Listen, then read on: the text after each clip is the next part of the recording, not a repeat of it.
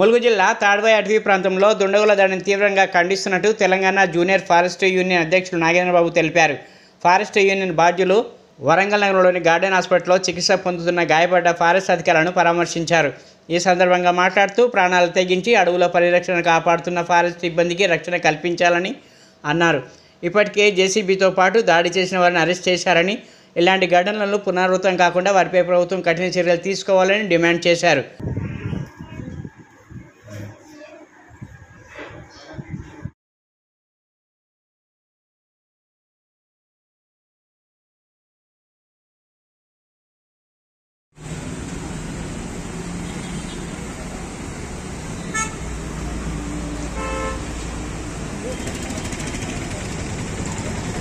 దాడులు చేసిన వారిని శిక్షించాలి.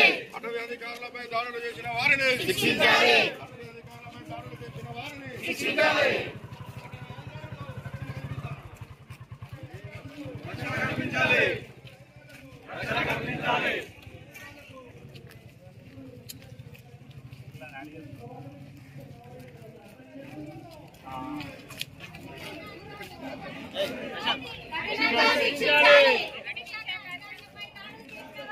కఠినంగా శిక్షించాలి.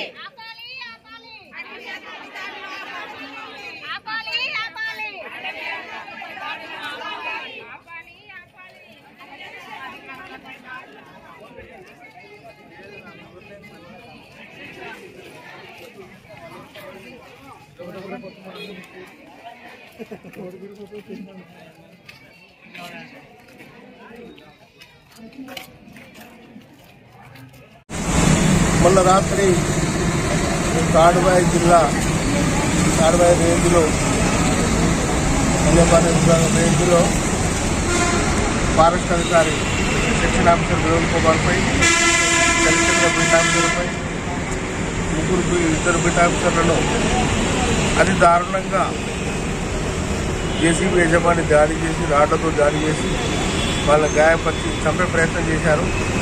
ఈ విషయమై మా అటవీ శాఖ మంత్రి మేడం గారు వచ్చి వారికి ధైర్యం కల్పించి వారిపైన ఎవరైతే దాడి చేసిందో వారిపైన కఠిన చర్య తీసుకోవాలని చెప్పేసి చెప్పడం వల్ల జేసీబీ చేయడం జరిగింది. ఆ ముద్దాయిలను కూడా అరెస్ట్ చేయడం జరిగింది. ఇలాంటి సంఘటనలు ప్రతి సంవత్సరం జరుగుతూనే ఉన్నాయి. రాష్ట్రం మొత్తం మీద ఎంతోమంది ప్రాణాలు త్యాగాలు చేస్తున్న ఫారెస్ట్ అధికారులు.